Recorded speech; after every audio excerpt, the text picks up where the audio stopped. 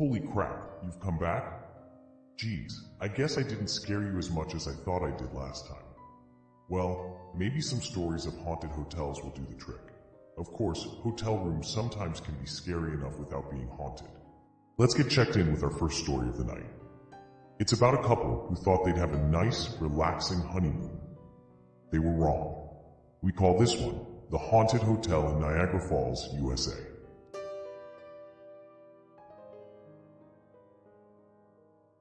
This happened to my wife and I about 20 years ago. When we got married, things were kind of tough, and so instead of having a European honeymoon like we wanted, we settled for a trip to Niagara Falls. We stayed at a hotel on the American side near the falls. The day after our wedding, we arrived at the airport, and we had a layover in Chicago. Well, our flight was overbooked, so they bumped us to a later flight, which meant that instead of arriving in the late afternoon, we arrived closer to late evening. By the time we arrived in Buffalo, we got our rental car and drove to our hotel. It was after midnight. We went to our room somewhat exhausted. Our room was kind of a cheesy honeymoon suite with a hot tub in the middle of the room. We never used it because we thought, ew, how many people had relations in there? Anyway, we got into our room, put stuff away, and my wife was so tired she just laid out in the bed and on her side with her back turned towards me and the rest of the room. I went to the restroom to wash up and set up our toiletries. I heard her talking, so I poked my head out of the bathroom and said, "Who are you talking to?" She jumped up from the bed and said, "Didn't you just sit here?" I said, "No, I was in the bathroom." She said, "I felt you walk over to the bed and sit next to me." I just said, "Well, you're tired, so maybe you fell asleep and dreamt it." She was like, "No, I was just laying here and you came and walked over." We both got up and put on our pajamas, and we were so tired that we just went straight to bed. I woke up a few hours later to her shaking me awake. At first I was like, "Oh yeah, let's do it, yeah." And she said, "No, shut up, there is someone in the room." She is the type of person that has to sleep in total darkness. So I stumble for the TV remote, phone or lamp. I then turn on the bedside lamp and look around, and in the bathroom and under the bed, no one. I said to her, "What did you hear?" She said she heard someone come out of the bathroom and walk over to her side of the bed. We eventually fell back asleep and got up the next morning to tour around the falls. The next night, we eventually fell asleep around midnight, only for both us to be awakened by noises. She grabbed onto my arm, and we both kind of sat up looking in the darkness, and we heard loud footsteps like pacing around our room. I said out loud, "Hello." Then we felt like someone sit at the edge of our bed. I jumped up and turned on the light, and no one was there. Our door was locked, and with that interior lock that hotel rooms have. No one was hiding in our room. We fell back asleep, only this time with the TV on but on mute. Just as we fell back asleep, we heard noises in the bathroom. Like someone was in there, mostly footsteps, but louder. I grabbed our umbrella and was ready to beat whoever was in our bathroom, but it was empty. The next morning I went to the front desk and said that our next-door neighbors were being a little loud the past couple nights. She asked me for our room number, and I told her. She said that we didn't have anyone next to us last night. Our room was at the end of the hallway, and there was no one on the other side of us, as our room was a corner room. Okay, so that evening we actually went to our room earlier than previous evenings, and we ate some cheese, fruit, and crackers with a bottle of wine, and just enjoyed our evening. As we got ready for bed, we were like, okay, TV on, hotel door locked and latched, bathroom door closed, and we didn't hear anyone next door at all. We fell asleep, and once again after midnight we heard footsteps in our room, but this time instead of jumping up, we sat there listening to make sure it was in our room. The footsteps were definitely in our room, like right next to my side of the bed, and we could hear it walking what seemed like in a circle. I whispered to my wife that it is not from next door. As I did, we both felt our bed go down like someone sat in our bed. My wife yelled out, "Please leave us alone, we are on our honeymoon." Then we felt the bed go up. We turned the TV off mute and watched reruns of Friends until we fell asleep with the TV noise playing. The next morning I get up and I asked my wife, "Did you go to the bathroom?" She said no, she wasn't going to leave the bed in the middle of the night with the ghost in our room. I said, "Well, someone opened the bathroom door." That day we went back down to the lobby and asked them if we could switch rooms. They asked us why. My wife blurted out the hotel room is haunted. I thought the lady was going to look at us like we were crazy, but she said, okay, I can put you in room number. She even offered to have our stuff moved for us. We decided to move it ourselves. That night, we got a good night's sleep without a pacing ghost to keep us awake.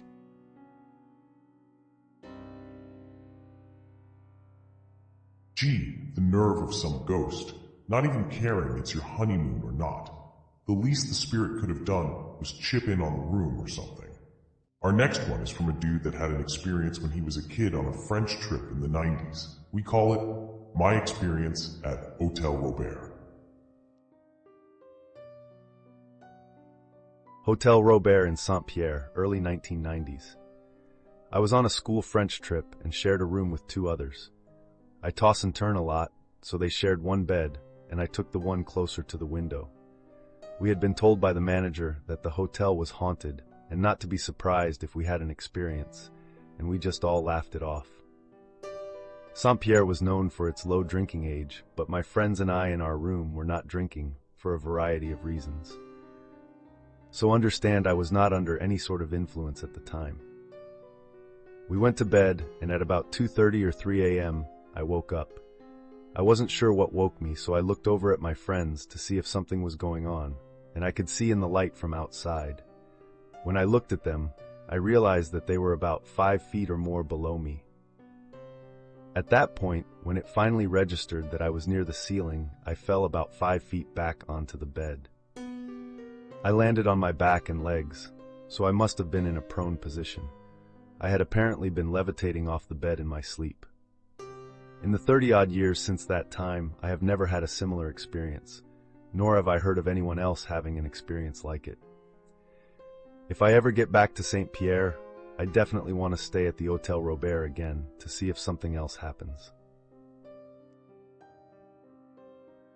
Wow, not only did this hotel raise your spirit, but it raised your arms, your legs, your head, and your torso. Of course, if you do go back, just remember to keep the windows shut, as a precaution. Our next one comes from someone that had a few experiences aboard the Queen Mary. We call this one, My Visit to the Queen Mary. I didn't stay overnight, but I visited the Queen Mary when I was a kid and caught a glimpse of some ghosts. My aunt and uncle took me and my brothers there for a guided tour, and as soon as I stepped inside, I felt a sort of shift in the atmosphere. And I kinda absent-mindedly said, "Oh, this place is haunted." I wasn't really saying it to anyone in particular, but my older brother, a skeptic, heard me and said that I was making stuff up to scare him. We argued about it for most of the tour, until eventually our group was led past the doors of a large ballroom, and in my periphery I saw a couple dancing, a woman in a pink gown and a man in a tux. They looked like they might have been from the late 1800s or early 1900s. When I looked into the room directly, it was empty, but the weird atmosphere that I felt when I boarded the ship was really strong there. I looked at my brother and said, "This room is super haunted," and he said, "Prove it." So I asked the tour guide, "Have you ever gotten any reports of ghosts in this ballroom?" The tour guide suddenly got really excited and said, "Yes. How'd you know? Did you see something?" I told him what I saw, and while I was looking in the ballroom again, I saw another figure in my periphery, a man dressed in white, waving at me before walking into a door at the back of the room. Then I started hearing what sounded like people cooking. I pointed at the door and said, "Back there is a kitchen, isn't it? It probably gets a lot of activity. Lots of voices, banging pots and pans and slamming oven doors, right?" The tour guide got really excited again and said, "That's right, that kitchen isn't in service anymore because the ghost activity got so bad that the chefs refuse to use it now." And then he went on a tangent about other reported hauntings on the ship. Then we moved on and made it to one of the upper deck areas. I didn't see any out-of-place figures up there, but again I felt the weird presence get stronger. So I looked at my brother and told him, "This spot's haunted too." And he didn't want to hear it. But then the tour guide looked at us and said, "And by the way, this is reportedly another ghost hotspot." I gave my brother the smuggest, shit-eating grin. Everyone in our tour group was thoroughly impressed by my ghost hunting skills. except for my brother, who was mad, and by his own later admission, a little scared.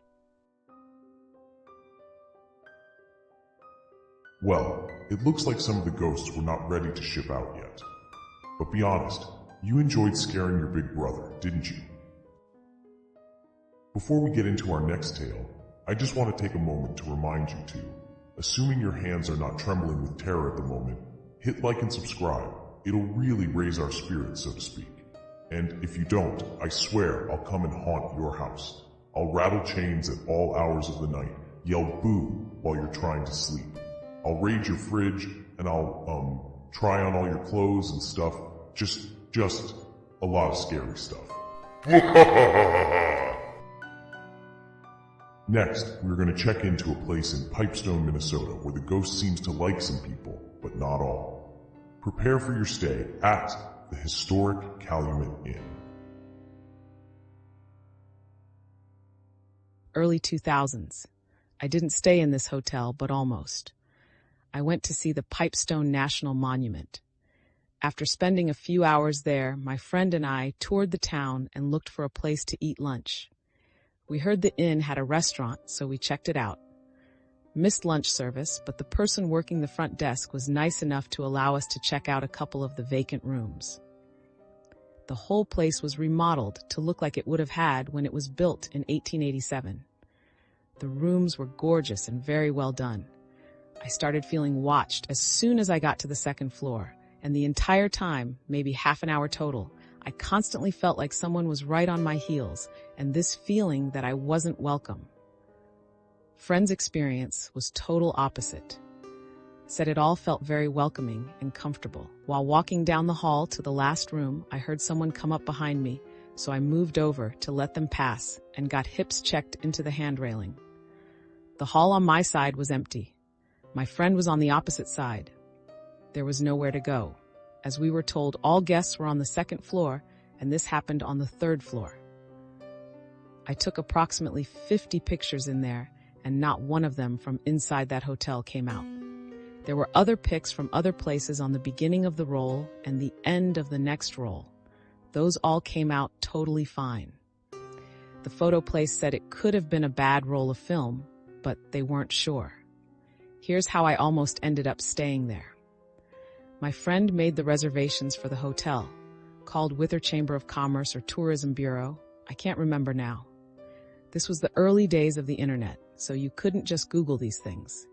They said there was one hotel open that time of year. It was the off-season, late September or early October, so we stayed in a vanilla box just off the highway. My friend was actually a bit irritated at not having the chance to stay in the historic hotel.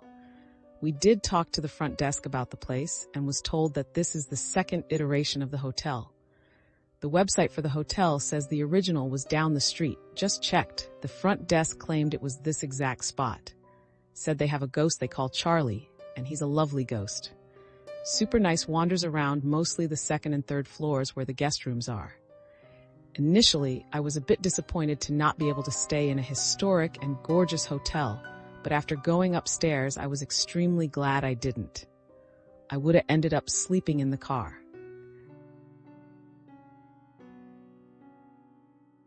Well, I can see why you didn't stay.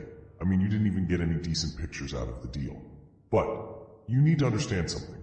Some ghosts are just so damn camera shy. Not me, though. What can I say? The camera just loves me. I mean, just look at these pictures I took on my last vacation and tell me if I'm lying.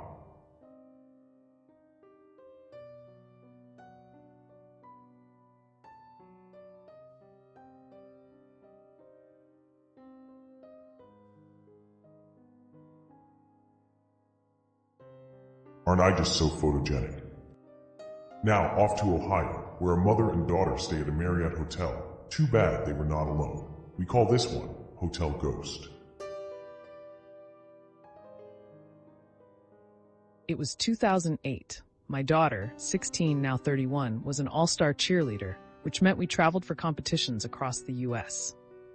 We were living in Maryland at this time and headed to Ohio. I decided to drive instead of fly. It was way cheaper. We would first drive 8 hours or so, cross the border into Ohio and stay in a hotel. Then we'd get up early and drive 2 hours to Comp. The hotel was only a few years old. And as soon as we entered the room, my daughter looks around, heads to the bathroom, walks out and says, "I don't like this room." So of course I'm mom, and mention how new the hotel is. It was nice, clean. Honestly, I didn't get it. I couldn't understand why she didn't like it because that's all she said several times. Anyway, we went to eat and came back to go to bed. Again, she says she doesn't like that room, and I'm thinking, teenagers.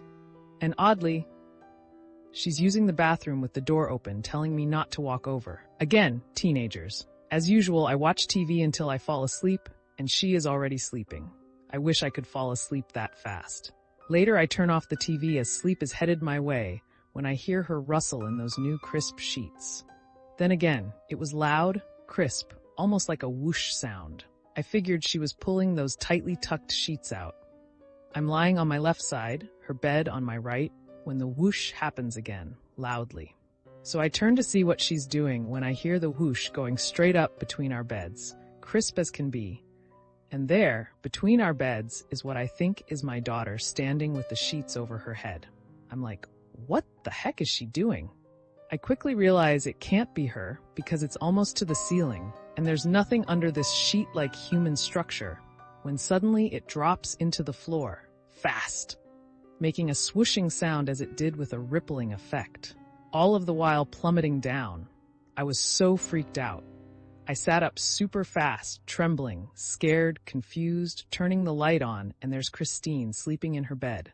I didn't know what to do. I turned the TV on, and when it was fully illuminated, turned off the light as it was starting to wake her. I was frozen in my bed. There was no way I was getting out of it to look around.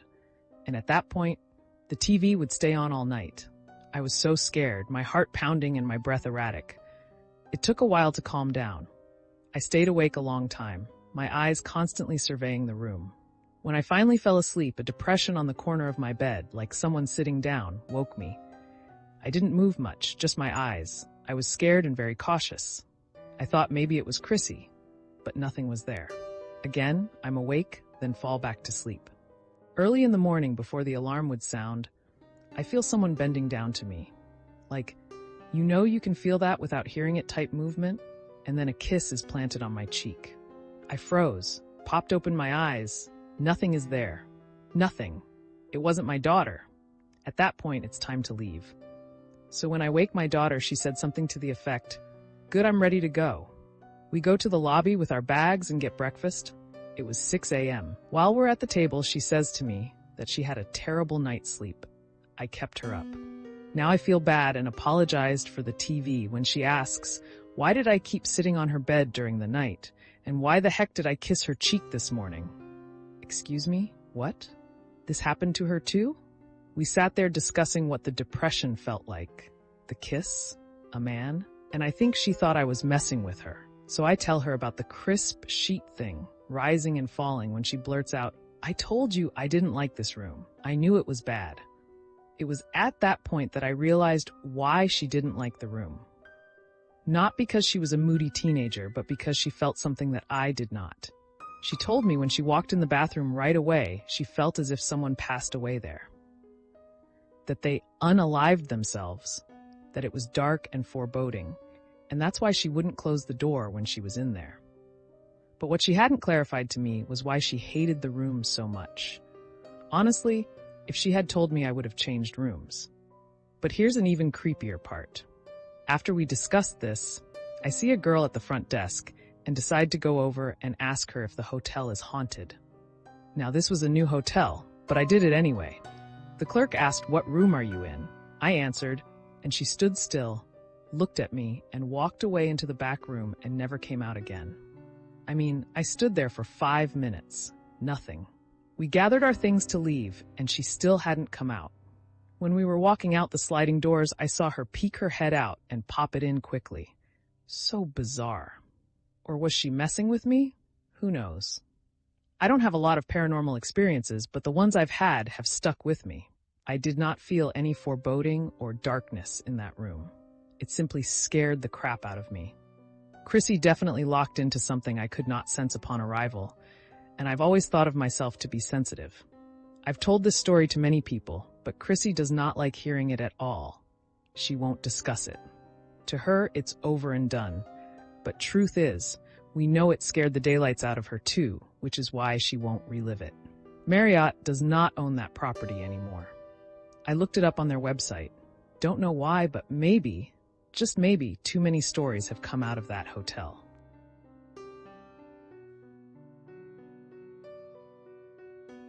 Wow, there's creepy, and then there's creepy. Yeah, that ghost dude needs to be put on a registry somewhere. For our last story of the night, we're heading off to, well, hell, let's face it, what list of haunted hotels could possibly be complete without a visit to the Stanley Hotel? August 2018, we decided to visit the Stanley Hotel on vacation. We checked in, and while the others were grabbing our suitcases, etc., I went up to see our room. Inside the room, while I was waiting, I heard what sounded like young girls screaming. Sounded close, but not very loud. I looked in the hall and out the window, saw nothing. I woke very early the next morning, 6:45 a.m., and thought I heard a young girl singing. It was quiet, but clear. Everyone was asleep. Nobody in the hall or outside the windows. I wasn't scared, just curious. There were 3 large windows in our room. Old style, no screens, you have to push them up to open them. Painted over a few times so they were hard to open. One of the windows slammed shut twice while we were in that room. Slammed so hard that a small piece of wood broke off of the frame and landed on the floor. On the second night, we switched rooms with the other family members. Now in room 321, all quiet at bedtime. But very shortly after we settled in, my husband said he couldn't sleep. He is not a believer in spirits. He said the room suddenly felt strange, and he felt like someone was watching us. After he fell asleep, I thought I heard a radio playing. Sounded like an old transistor radio. I looked over at the cell phones to make sure they hadn't started auto-playing something. They were both dark. A minute or two after that, I heard what sounded like a man whispering, very close to my ear. I couldn't understand any words. A quick look at hubby, saw he was facing away from me, sound asleep. Shortly after that, just as I was drifting off, I felt 2 distinct pokes on my pillow, as if someone used their finger and tapped the pillow hard. I look at my husband, he was still facing the other way, snoring. None of these things scared me. I was busy trying to analyze and found them interesting. In the morning, we found the flashlight on my husband's cell phone was on. He said he hadn't touched it, and remember, I looked at the phones after hearing what sounded like a radio, and they were both dark. Putting my bracelet on that morning, I noticed 2 bruises on my arm. I hadn't seen them the night before when I took my bracelet off and had no idea how they got there. They matched perfectly with where an index finger and pinky would sit if my arm had been grabbed with force. I had not. My daughter, adult, came in as we were all leaving for breakfast, and I noticed a large scratch rash on the side of her neck. She had no idea it was there, how it got there, and said it did not hurt. It had faded and was gone by evening. I posted a review of our visit on TripAdvisor, Lori Mitt, which includes pictures of bruises and rashes.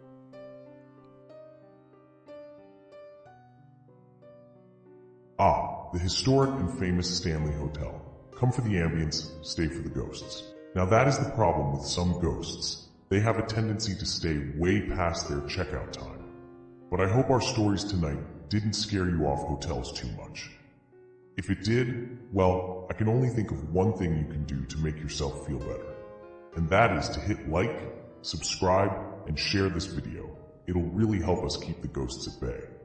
However, if you prefer podcasts, then you're in luck, because we also release our videos in podcast form on Spotify. And, of course, if any of you have a story to share, then by all means, drop me a line in the comments. But I do want to thank you for stopping by, and I hope the stories we told won't be giving you too many bad dreams. But if they do, then maybe you shouldn't run from them. After all, sometimes it's better to embrace your nightmares.